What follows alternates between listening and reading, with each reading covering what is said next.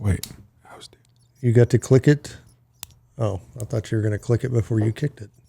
Click it before you kick it. You got to click the pin click before it you kick it. or ticket. Oh, you just said it. Click it or What? kick it. What did I say? Kick it. Welcome. It's my turn, isn't it? Ooh. Welcome to Hardheaded Podcast. I am your host, Chet Sears, along with Troy, free shot Trussell to my left, and Matt Amos to my right. He was expecting me to say sandbagger, but I didn't do it. We're glad you're with us today.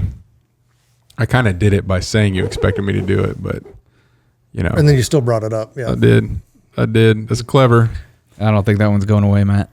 We are going to have fun today. We're going to have Matt share what's on his mind. Then we're going to get into a listener-provided top three that was probably the most challenging top three that we've had to date. I spent more time on this one than I have any of the other ones in the past. Combined. Probably. Looking forward to that then. And then Troy's going to close us out with a good word. So, right on. Matt, what's on your mind, my friend? Well, as you all know, being that you said sandbagger, because I was debating what I was actually going to talk about. But now we're going to talk about how much I beat Chet in that sporting clay competition. So, while shotgunning admittedly is not my forte or my favorite thing to do, while I am better than Chet, Trophy proves it. the Lifetime achievement long award. range shooting and hunting is kind of my thing. Long range hunting? And shooting. Yep. What's the closest you've ever been to an animal that you've killed? The closest I've ever been? I've been pretty close. Do bugs count? No, like in a meat gathering situation. So the bison that you are talking about is actually not the closest No. that I've been. Yeah? The closest I think was my actual real bison, not fenced in. He was at 46 yards. They're both real. Well, Yeah, I know what you're saying. Wild bison. yeah, where I had to wait for 5 days. 5 days, 18 hours a day in a blind. Yeah. And I think I've even been closer than that on some of the deer that I've shot. Okay. But You'd rather be at a distance. yeah. And that's been more so since my injury, just because I don't have to walk as far to get to the animal, and I want to have the capability if I see something that I may not have the time or opportunity to get to, I want to be able to take that animal out, and then I can take my time trekking over to him to do the rest of the work. So I've been going down to Barbour Creek long range shooting and hunting school. We're in their shirt. Look at that. Yes. And I actually just got this one because I just got back not too long ago. And going through their course, I've been down and they've got a level 1 course. They've got a level 2 course. And I've done the level 1 probably 5 times now. Just going through because I try to bring somebody new with me every time I go down so that when I do level 2, I could have a bunch of people that I wanted to be with. Mm-hmm. And one of my buddies, unfortunately, Chase, was not able to go. So it ended up just being me and Josh going down for level 2 as far as buddies, but you always meet people there that are interesting, people. And most of those are, hunters and they shoot guns. So you already have something in common to talk about. But the course is instructed by James Eagleman. He spent 26 years in the Army. He was a sniper and a SOTIC instructor, and SOTIC is the Special Operations Target Interdiction Course. So he was their sniper instructor for Special Operations. I almost thought you said soda instructor. SOTIC. For the Army, though, it could have been soda. You gotta. Yeah. I'm sorry. Was that you? He's probably, a bullet's going to be coming through the window in any minute now. Oh, no, he is pretty good. Yeah. And I will say he's definitely better than me, but I'm trying to work to get to a fraction of what he's able to do. Mm-hmm. But the layout there is phenomenal. So we stay in an old, it's down in Eufaula, Alabama. And you can, fly into either Atlanta or Columbus, Georgia, maybe. And you're, within an hour, 45 minutes of the property, depending on which airport you go into. And you stay in an old tobacco barn that they've refurbished into rooms and a kitchen. And the food is cooked by Tony and his wife, Felicia, and the food is phenomenal. They don't do this for every trip, but they did have a seafood or a crawfish boil. Yeah. And it was phenomenal. Like, it was so good. Okay. Chet's got something to say about that. Well, I saw a picture, and the corn and potatoes were separate from the crawfish. Yep. Explain.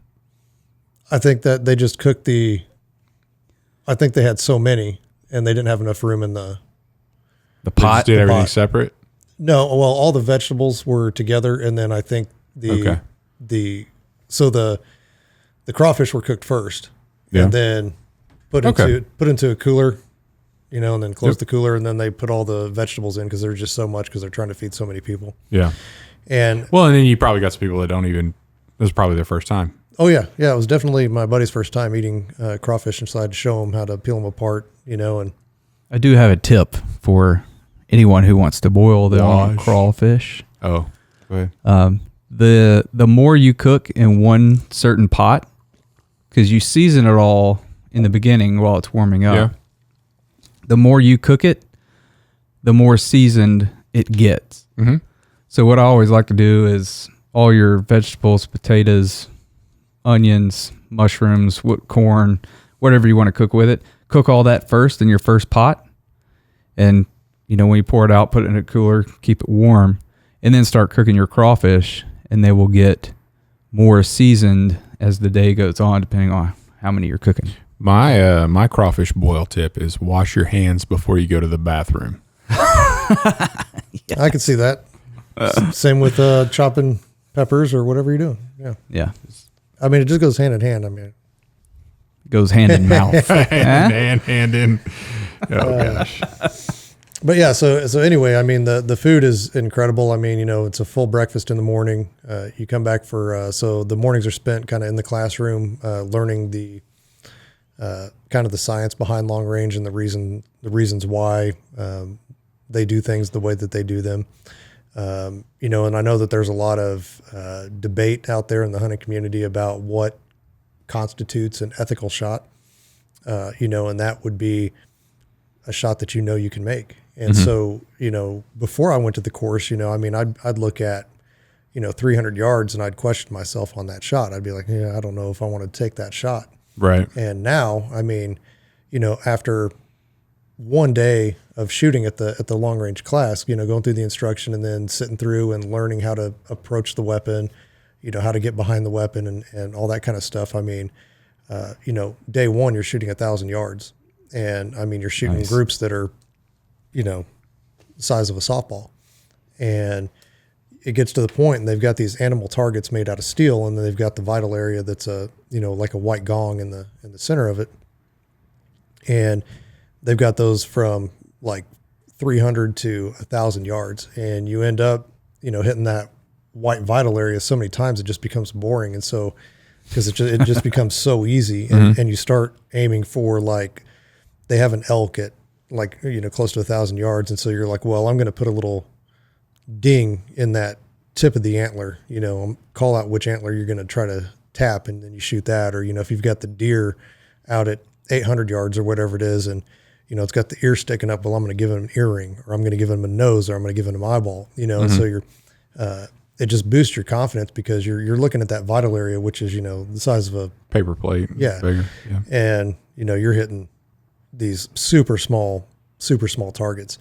And all the years that I spent in the Marine Corps, I was never a sniper or anything like that. I was a designated marksman for my second tour, but the way that the Marine Corps teaches shooting is completely different than you would do to hunt, because a lot of Different scenario. it's a different scenario. So with that animal, you want to make sure, they go into retained velocities and, what that velocity is to make sure that it's an ethical shot when you hit. And you learn to read wind, and he wrote the book, literally, the Army Sniper Manual. He wrote the book on reading wind. And that's what really made him different than any other sniper out there, is he could look at the mirage coming up off the ground and tell you what the wind speed is based on that mirage that's coming up. Oh, wow. And so he's kind of imparting that knowledge on you as you're hunting, how to read that. And then it gets even deeper. So the course I just came back from was level 2. And, level 1's highly focused on the equipment, and the basic long range shooting stuff. The level 2, so everybody's like, well, you get the rangefinder and you get the gun, and they talk to each other and tells you what you need to do. The only equation there is calling the wind. And that's really what it comes down to. But level 2 focuses on, what if that equipment fails? What do you do? And so it goes back to the old school type stuff of learning to range an animal with your reticle inside your gun. So, and learning to judge an animal. So, if I'm out on a moose hunt and I've got a animal out there, if I got the moose out there 500 yards, how do I judge the size of that animal? Do I just listen to my guide that says, oh yeah, that's a 60-inch animal, where the guide just, may just be trying to, get you to get one down. And, you can range that animal, look at them in your scope, see how many MOA or minutes of angle wide that is, and then using an equation to judge the size of that animal. And so extremely, like my brain was burning on level 2, because there was some math involved in being able to, read the mirage, read the wind, and I stayed up till 10:15 doing some math with my daughter one time. It's like, that's too much long division for me. Now I'm out. Now that what was kind of funny, funny going to have to get closer. Is my daughter, my oldest, when we did this whole coronavirus thing, and they were at the end of the 2020 school year, when everybody went online, and she was doing some math problems and had to do with trigonometry. And I'm like, yeah, that's my jam. And like in school, I was terrible at it, right? Math was not my... Because they didn't use any hunting examples. If they had, you'd have been locked in. all over it. Now, so yeah, I'm using these angles, and I'm like, okay, that's basically a trajectory without the arch, and being able to solve those equations just based on what I learned from practical application in the hunting world. But that, and then the first day of the level 2, you go through a bunch more technical stuff in the first classroom portion, and then in the afternoon you're going out, and they've got mock blinds set up. So you're shooting from, like a hunting chair, and you've got your blind there, or you've got shooting sticks or the prone, and trying to engage those targets effectively. And there you're trying to gauge how far with each of these setups you're effective to. Where are you comfortable? How can you make an effective and ethical kill on an animal with each of these setups? So from a blind, I may find out that 900 yards is my max, whereas on the prone I can go forever, as far as that bullet's going to go. Yeah. And then they start talking about, from supersonic to transonic to subsonic, and doing your drop scale factors and stuff like that. It's super cool, and it's basically rocket science for, an idiot, because I'm definitely not a rocket scientist, but I understand the bullet. I didn't know they were into that social stuff too. Transonic? Transonic, that's a thing. Never heard of it. It's transitioning from supersonic to subsonic. Yeah. But I literally learned Chet's more. losing it. I know it. I'm just going to stop right now. I learned more in that level 1 class than I learned in my entire time in the Marine Corps about shooting.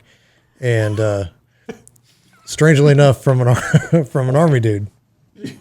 What do you shoot? Like a 6.5 Creedmoor? That's she, her. That's that round's preferred pronouns. I shoot a 30-06. Him. He, him. Man. I think it's they, we, or they, them. I'm sorry I don't know if we offended anybody just now. But super super cool place to go. The instruction is incredible, and I love it. So when you had just gotten back, like I didn't even know what to say because I enjoy shooting, but a lot of I don't know, it's kind of like basketball to me. Like I like shooting baskets, I like shooting a gun, and I like, single 6 revolver, and I like shooting a rifle, and I don't mind holding off to hit the target, and I'm pretty good out to about 250, 300. I hunt in a place where I can't even shoot that far, So when you're like the twist rate on a barrel versus the weight of the bullet and what the bullet's made out of versus the wind, and I'm busting clay targets at 1,100 yards and this math deal and this thing and mirage, and I just blanked out. Like I was like, what? See, Like, at what distance does all that come into play? Because I will know my limitations at that moment. So typically about 500 yards. Okay.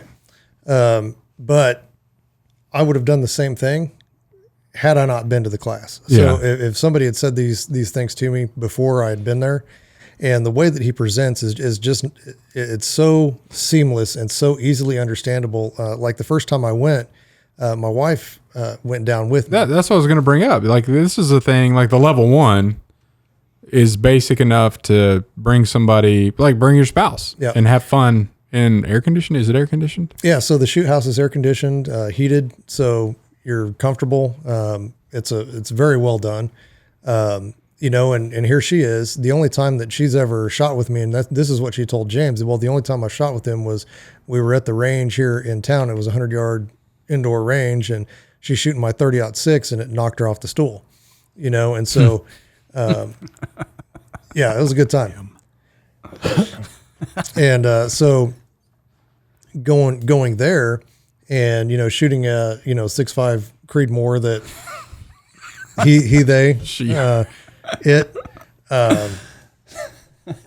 with not much recoil, and it's all suppressed. Yeah. So it's an enjoyable learning environment.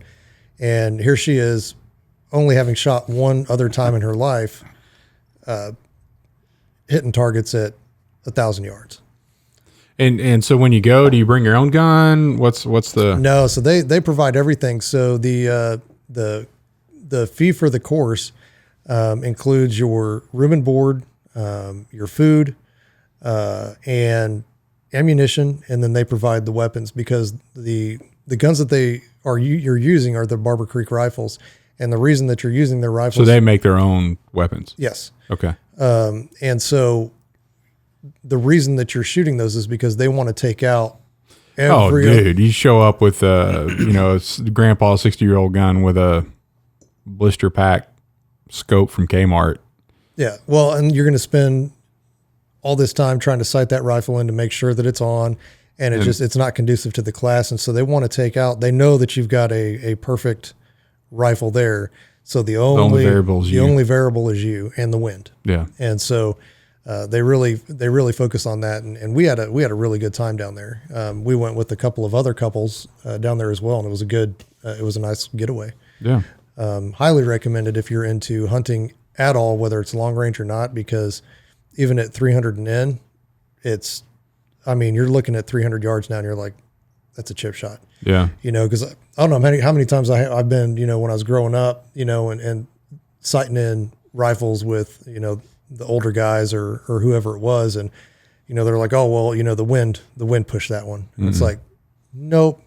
Wind really not at 60 yards. So, even at 100 yards, the wind's really not affecting most calibers, because the bullet's moving so fast that, those factors don't come into play. Yeah. They really come into play at, longer, or what he calls medium range stuff. Yeah. So you want to, like Christmas this year, get Hannah and Ashley long range shooting getaway? Yeah, sure. Yeah, let's do that. I don't think that'll work out. You say that. I really think it would because I could just see that. They open it up. And but Matt said you'd love it. Well, and I really think that they would enjoy it. Matt, we got a problem down here. No, because I'll be going with you. So No. and I know at our Christmas present opening time. Oh, for sure, yeah. But I'm pretty sure they would go. Now, the town itself of Eufaula, There's Lake Eufaula. Do they It's have a big bass lake. huge. So huge. Oh yeah, my wife would love to go do that too. So huge Bass Lake, and so Do they have a winery around there anywhere? they do, and they actually. Hey, so, all right, now we're getting somewhere. So for the Now we're getting warmer. for the women folk, the house where they filmed, or where Reese Witherspoon from Sweet Home Alabama, Oh yeah, that house, they can go look at that house, and there's a whole bunch of plantation style homes, and I mean it's just a really cool little town. And you're talking about the lake, so we were going so I went down when this whole pipeline thing got hacked. Oh yeah, back when they shut down the East Coast gas supply. So, and everybody started hoarding gas, and of course I drove down because I was with a buddy in Kentucky, and I drove down and get there on one tank of gas, but driving around I was like, I need to fill up. So I go into town not knowing that there was an issue. And every gas pump has got the plastic baggie over the thing, right? And I'm like, no, I didn't think the problem was with diesel. But apparently everybody was still hoarding Everything. diesel. So, but we were driving up to find gas, and we go by the lake, and I mean, we're talking, I don't know how much these rigs cost, but Probably around 100,000. but these professional bass fishermen with their names on the side of the boat and their truck that matches the boat, The wraps. Yeah. all pulling out and doing all kinds of things. And I'm guessing they were practicing for a tournament that weekend or something. But it's kind of like golf. They typically get their practice on Monday, Tuesday.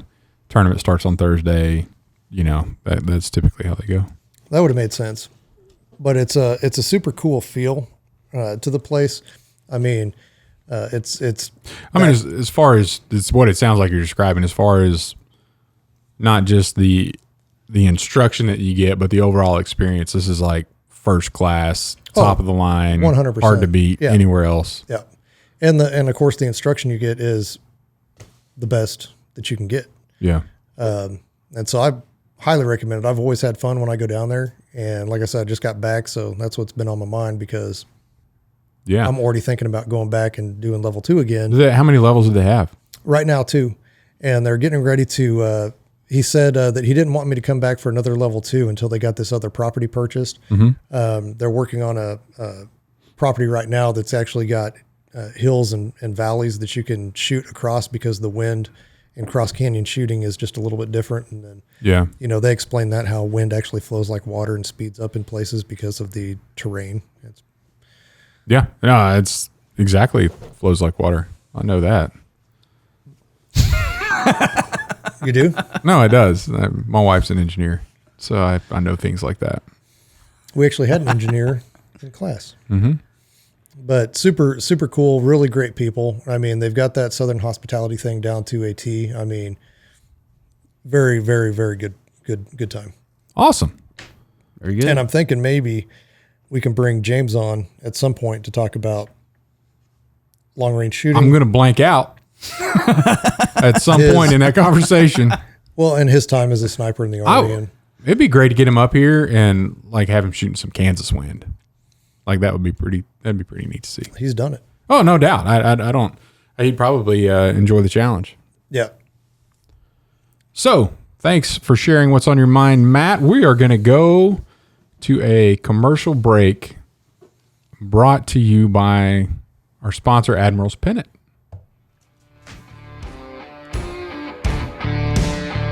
When would I start using Admiral's Pennant beard oil if I wanted to start growing out a beard? Like literally right now. That peach fuzz that you have on your face.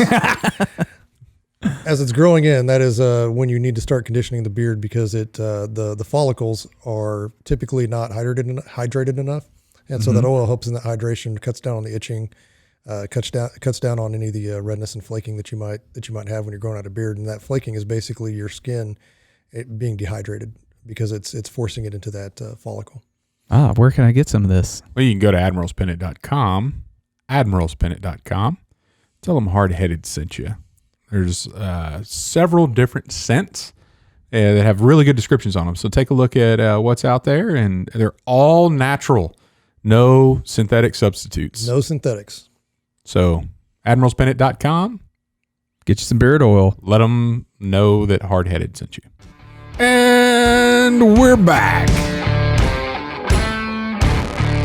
Thank you for staying tuned to the Hardheaded podcast. We are moving into the top 3. Matt's squeaking today. We have to find some WD-40 that has fish oil in it For his hinges.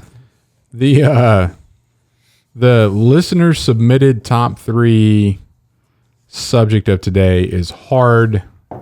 It's long. So top 3 historical figures who stood firm in the face of overwhelming opposition. That's Top 3. I'll Top say that 3. again for those of you who are taking notes. Top 3 historical figures who stood firm in the face of overwhelming opposition. That was submitted by Gene Dodson. Thank you, Gene. This one, again, like we were talking about earlier, heavily researched. And he actually provided an example when he submitted this idea.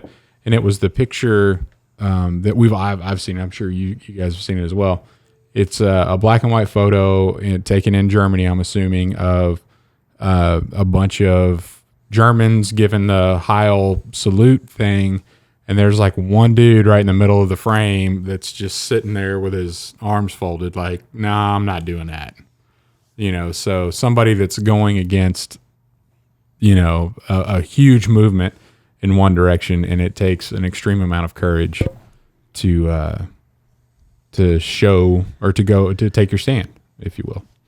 So, Troy, we're going to start with you. all right. Speaking of Hitler and his regime, my number 3 is Winston Churchill. Okay. It was said. Go ahead. Oh. That may or may not be one of our top 3s. Oh, okay. All right. It was said that he may have been the man who won the Second World War. Not only did he inspire the British nation to go against Hitler in Germany, he also helped his Allied forces do the same. So, and he did. So while I was researching this, and I've heard this before, but he had a group of people that would give him stuff going on in the war and in the world. They would give him, intelligence, Yeah. and sometimes that intelligence wasn't hard facts, and it was a little, fluffed up, whatever for him. And he told them in the beginning of the war, like, no, I want you to not add anything to this. Don't take anything away from it. Just give me the hard facts. And that's what I want to hear. Yeah. And so these were given to him throughout the war. And it was said that it helped him be successful in his stance against Hitler and Germany. So, Well, cool. thought I may or may not add a little bit more to that a little bit later in the episode. hey, good. I hope that you do. Yeah, so he made all his decisions on facts and truth. Number 2. That which is he was a hard-headed individual. Absolutely. Yes. Yeah. So number 2 is Harriet Tubman. She stood in the face of adversity. She was an escaped enslaved woman who became a conductor, in quotes, for the Underground Railroad before the Civil War. So she led people to freedom before the Civil War started. Yeah. Also being considered to be put on the $20 bill. Oh, is that still in? I think, didn't we talk about that before? I don't know. I'm all for it. Yeah, I think that'd be pretty cool. Yeah. Yeah, I like that. Well, and don't you have up on your lease, isn't part of the Underground Railroad that goes through your lease up there? I don't think so. I thought we were talking, and I thought he said that. I don't know. He thought it might have been a part of it. There's a whole lot more research that needs to be done before we can consider this, but a fact. But there were pretty certain that there was there is a cemetery there, and some of the people that were buried in the cemetery from the 1860s were black, and they were from the South, and so that there's some rumors, or some educated. There's people that are in the know that have some information that think that that was a whole part of the times there. Very cool. Yeah, which we've got a couple cedar trees there that were probably around during that time, like that my kids camp under, which is pretty cool. I mean, I don't know. It's just the U.S. is so young, but if you go way back in the 1800s and think that something significant was going on under the same structures or trees that you can still see today, is pretty cool. When I went to Europe, that goes exponentially further back in the past. Very cool. So yeah, she was also a nurse and a Union spy and a woman's suffrage supporter. And carried a firearm. Yes. I don't know. Did either of you see that new movie that just came out about her last year? It's on Netflix or something like that. It's on my watch list thing. Yeah. It looked pretty modernized, but it still looks good. I don't know. We'll report back if you see it. Yeah. So Harriet Tubman. And then number one, I have for top three historical figures, Martin Luther King Jr. I think he's, one of the most important names of the 20th century, civil rights activist. He led the civil rights movement, eventually ending institutional segregation across the country. He got a Nobel Peace Prize and the Presidential Medal of Freedom on the way. And the third Monday in January is now celebrated. Yeah. By Martin Luther King Jr. Yeah, and it's just sad to see what's going on today on the resegregation efforts, and a lot of this critical race theory is trying to undo what he did, fought for and died for. Yeah. So yeah, very stood his ground in the face of adversity, and did it peacefully. Yeah, very peacefully. That's what. That's a good list, man. You almost had me twice though. Yeah, those three were the top three that came to mind. Because my third, Martin Luther. Ah. Yes. So Reformation. One of the key figures in the Protestant Reformation had an issue with the Catholic Church, specifically started out with indulgences, which they were basically asking for more money and they'd get more forgiveness or whatever else. And he just kind of started looking at that and then questioning.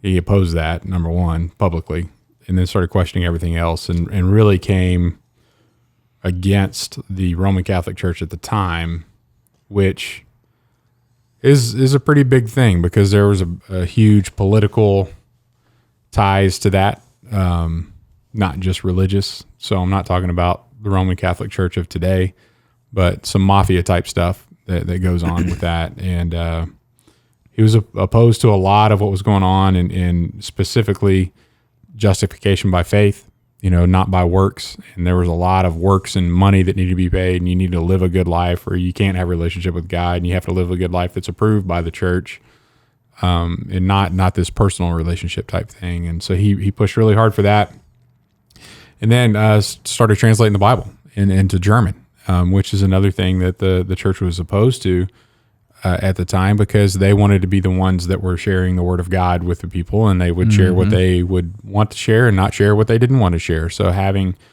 a personal copy to do your own study and learn and let the Holy Spirit work through what you're reading was not necessarily condoned at the time.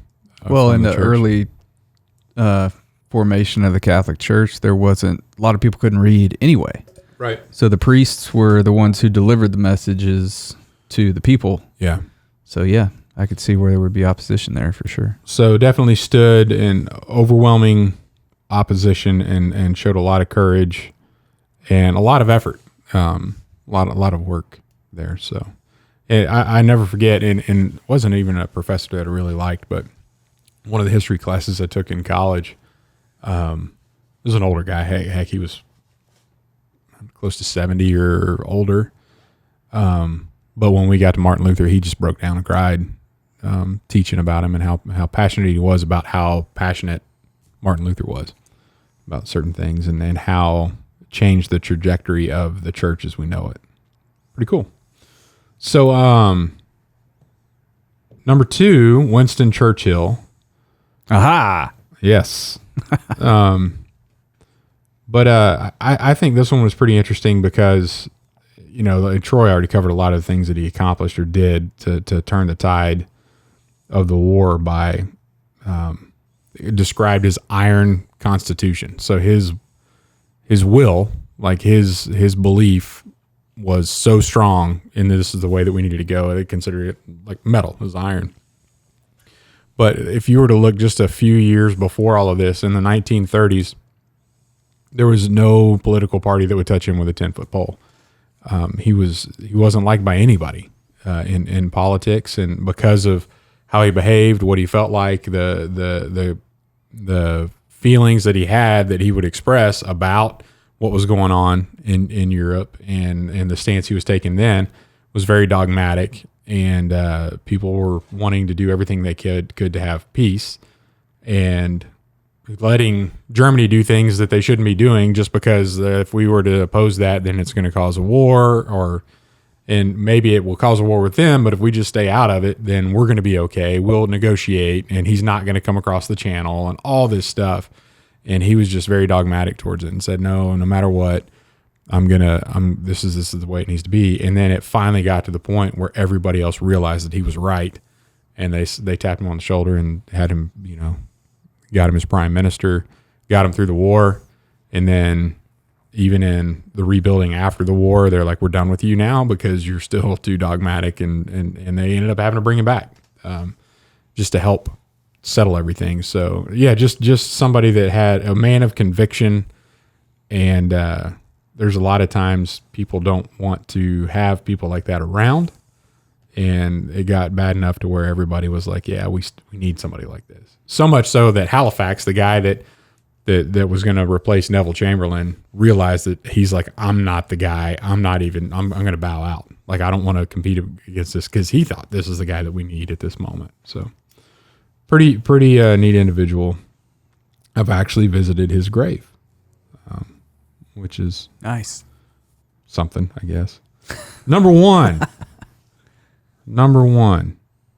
Tank Man. From the photo? From 1989, Tiananmen Square, Okay, yeah. China. Yeah.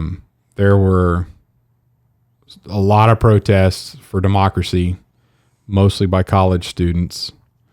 And they were demonstrating in Tiananmen Square, started in April, May of 1989. And I think it was June, the Chinese government said that they had enough and they're going to send in troops and shut this thing down. And the first column of tanks that started driving in was brought to a halt by a guy with 2 bags and a white shirt. And he stood in front of that first tank, and they stopped, and they tried to get around him, and he moved in front of them. He ended up jumping up on the tank and trying to bang on some of the hatches, but literally just had everything pause for a moment. Now, in the end, it didn't turn out well for those students that were protesting. They actually refer to we talk about Tiananmen Square, but they refer to this event as the Tiananmen Massacre. And there's really no way to know how many people died. The estimates start around 600 people that were murdered for protesting. But I think it's you want to talk about an individual that they knew what was coming, and I think there's a lot of people that were just like, as long as we're, like a flock of birds or a school of fish, they're still going to be there. They're still going to have a presence, but I'm here with everybody else. And as soon as the military started showing up with their heavy equipment, he stepped out by himself and said, this is not okay. I'm willing to go right now, nobody else by my side, and stop, stand right in front of these tanks. I don't know what they're going to do. More than likely, I would have thought, and I recently watched the video when I was going back and getting a little bit more background on this. I remember all this happening. I'm that old, Matt.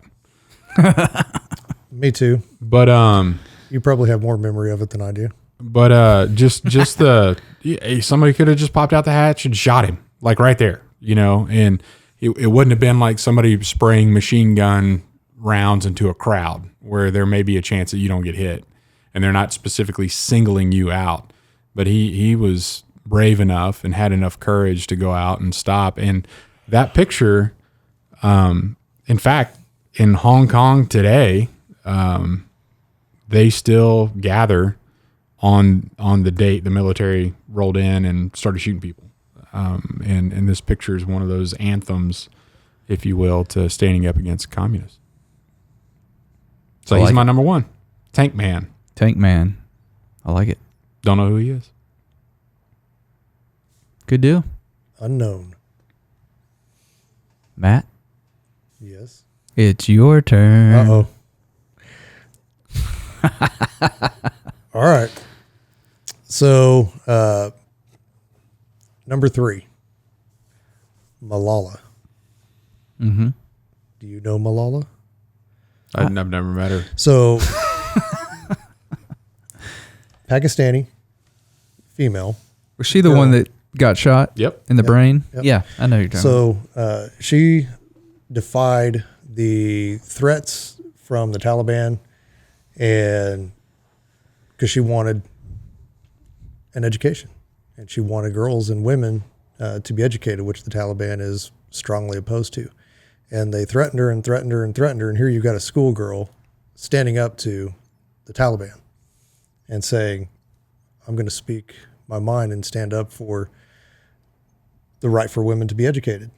And she has done that. I can't pronounce her last name. I would butcher it like crazy. We'll put it on the screen. But I believe it's you. Over to you, Troy. Yousafzai, something like that. But the Taliban finally, they did get a hold of her and shot her in the head, and she survived and became a global symbol for standing up for what you believe in. And she's also the youngest person to receive the Nobel Peace Prize. But I just think that is an outstanding level of courage for a schoolgirl to have those threats and be like, nope. Still believe it. Still going to say it. I'm going to stand up for what I believe in. Yeah. I think that's pretty incredible. Yeah. And I think the Peace Prize there was well-deserved. Yes. Agreed. Number 2, because my number 1 is probably going to cause some discussion. Discussion is not a bad thing. Nope, it's going to cause some discussion. Number 2, Oskar Schindler. Yeah. So the inspiration behind the movie Schindler's List. Yep. But he was a member of the Nazi Party.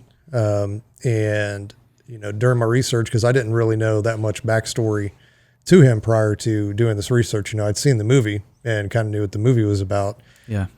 But never really did any research into it. But being a businessman, I think he saw that opportunity for making some profits, and then saw the way that the Jews were being treated, and said that I have to do something about that. I can't just stand by and let it happen.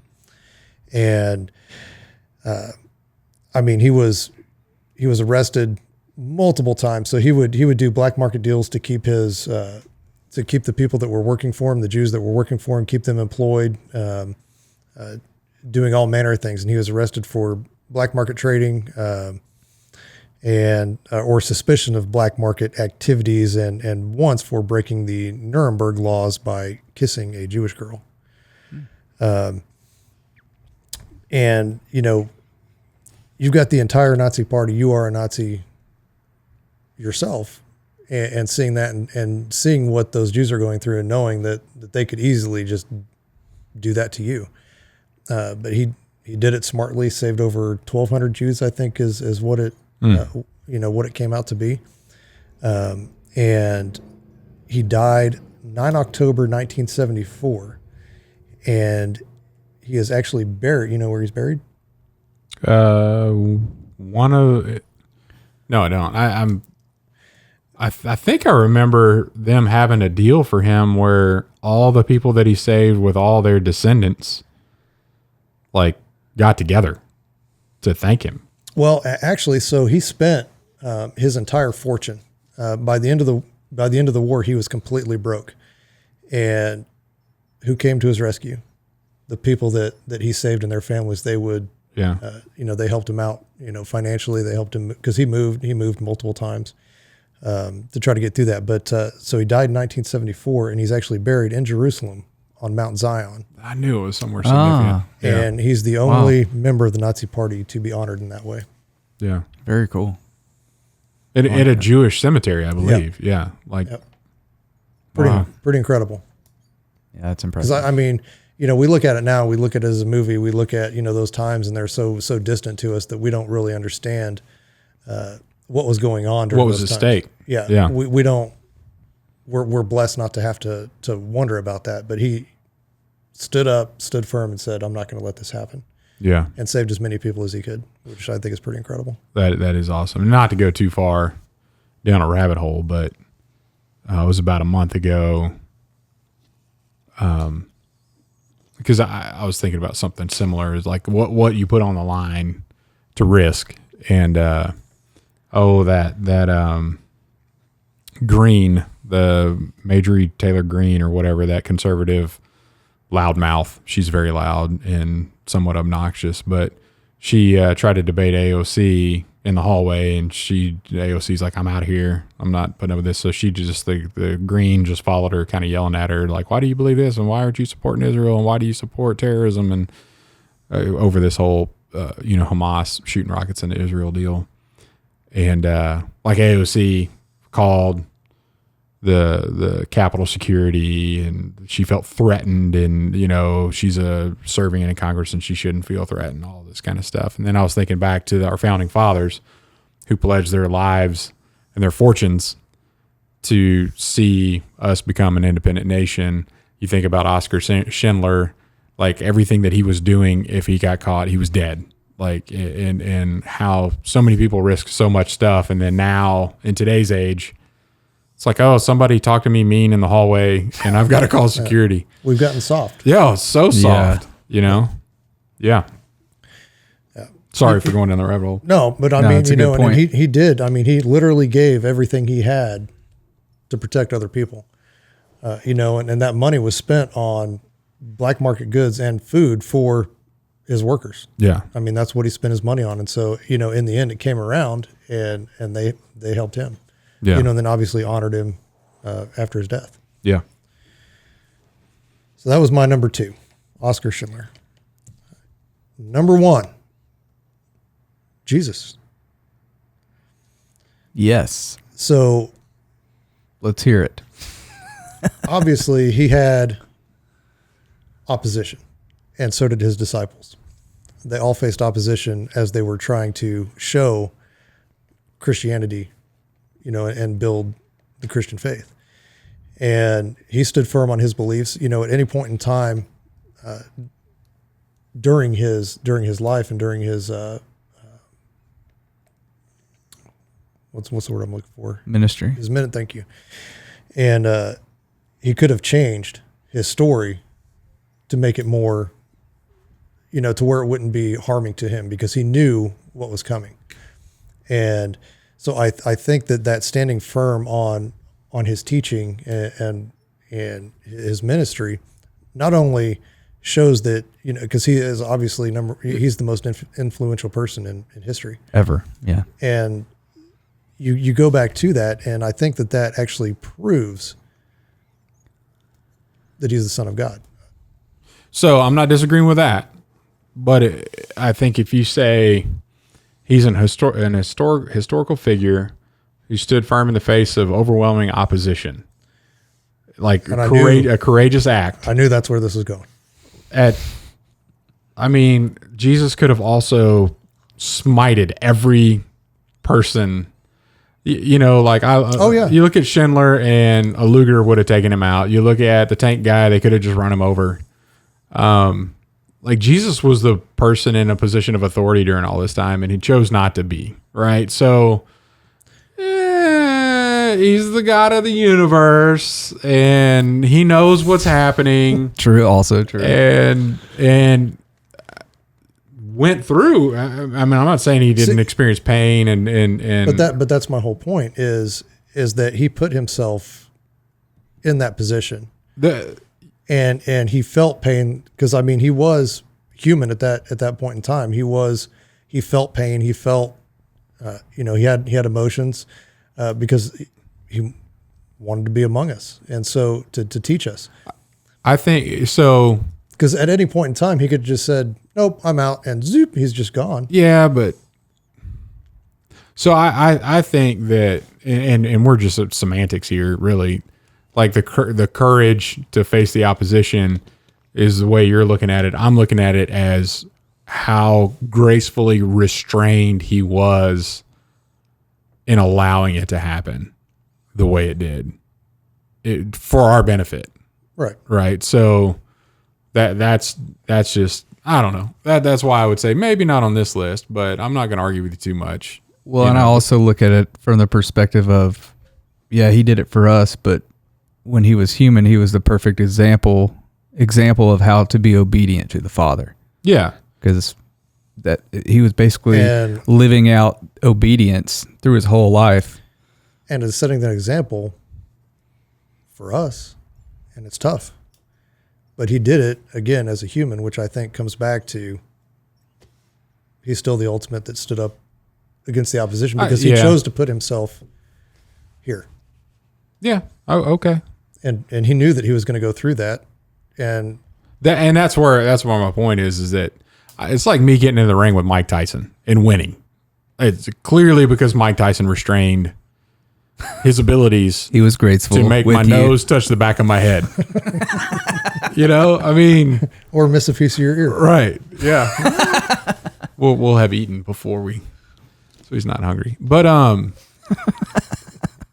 so that it's a different angle, but I 100% agree on the fact that he allowed himself to be in a position to be the sacrifice for our sins, and him allowing it was his choice, and all the effort that he put into his time on the earth was for no other reason than to have a relationship with us, which is fantastic. And again, would always be on the top of all of our lists of top 3 people that ever walked the earth.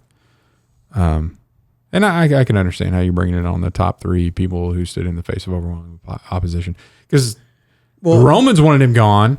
The Jewish Sanhedrin wanted him gone. Yeah. Like everybody was like, Well, and even if you look at it, through a non-believer's looking piece, because we're all believers, but if you look at it from that and you just consider him like the good teacher. Yeah, like the prophet, or Muslims just consider him a prophet, a great teacher. Yeah. That would fit their list. Yeah. Oh yeah. So it's based on, we're all believers, but everybody out there may not be. Well, and I would say that if so it's maybe my way to introduce him to people who may not believe, to go research that and see exactly what he went through and why would somebody put themselves through that, and why would they not, if they weren't the Son of God, why would they not change at the last minute? There were so many opportunities. I'm going to save myself. Yeah, if he was just a normal human, he had so many opportunities to step out of the path that led to his crucifixion. Right. And then his disciples, who all ended up dead, stuck to that teaching, and they believed in him that much.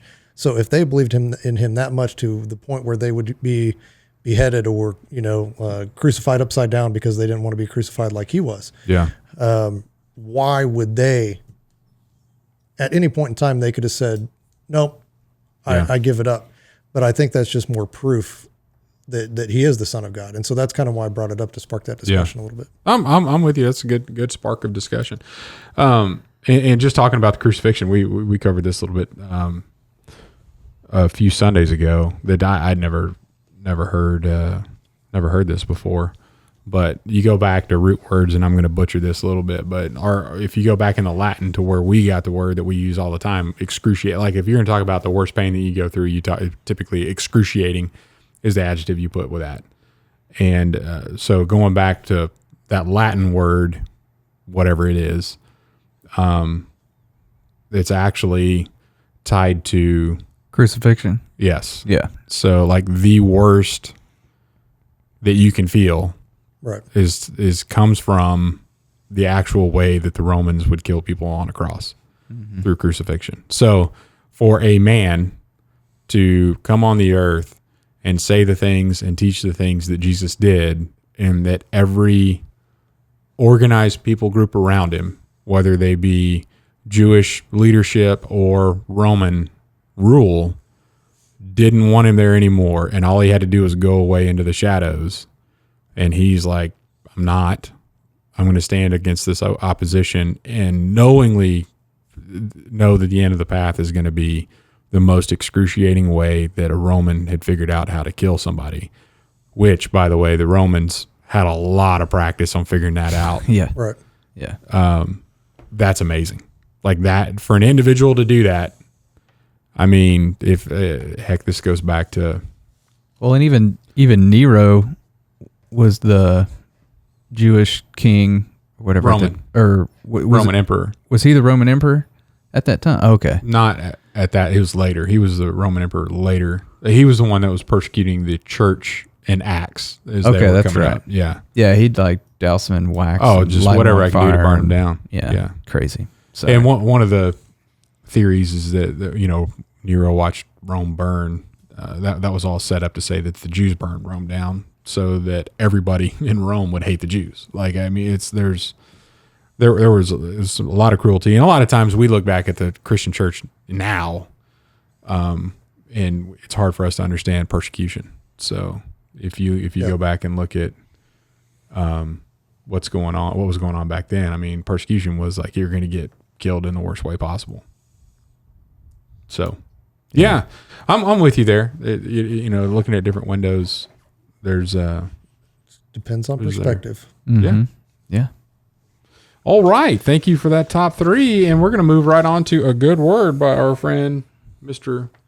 Three Shot. How did I know you were going to say that? All right. So on the topic of standing firm, I'm coming at you with Ephesians 6:12 and 13. For we do not wrestle against flesh and blood, but against the rulers, against the authorities, against the cosmic powers over this present darkness, against the spiritual forces of evil in the heavenly places. That's who we're fighting against.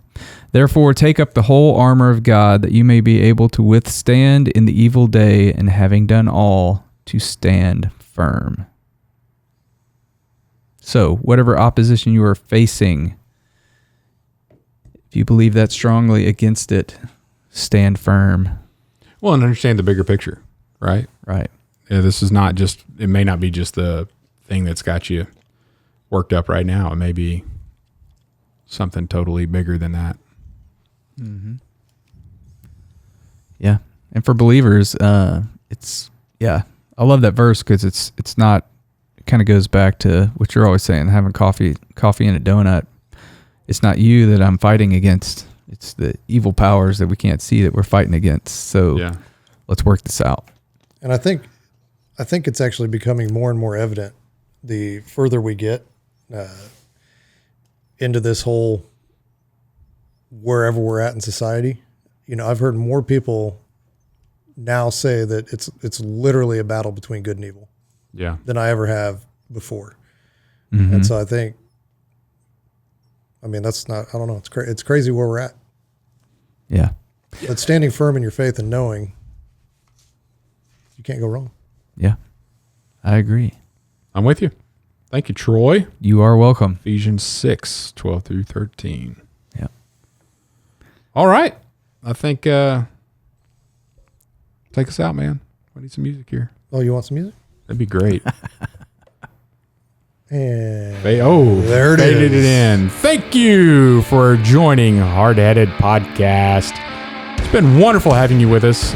Please take some time to review us, like us, share us, visit us, comment on whether or not we were off on our top 3. Who did we miss? That we love doing the research. Give us some more people to look up.